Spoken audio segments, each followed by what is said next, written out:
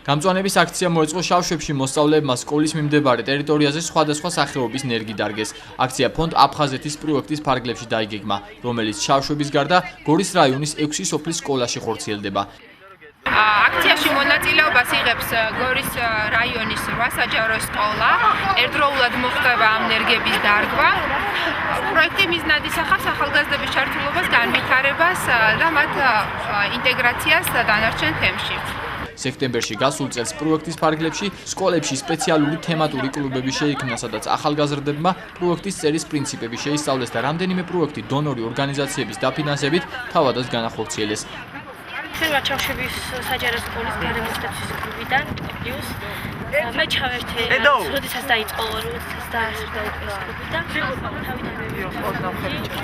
და ვატარებთ ღონისძიებებს სკოლის არეში ანუ მოსუხთავებთ ნაგავს კრებს მუშაობ სექტემბრის დასაწყისიდან ანუ სასწავლებლად დაიწყო ხელმძღვანელო გარემოსტაციის კლუბს ბავშვები ძალიან აქტიურად არიან ჩართულები.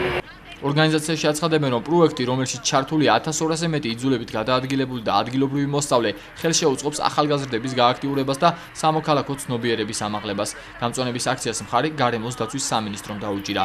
მათ გორის რაიონის პროექტში ჩართულ მოსწავლეებს ნერგები გადასცეს.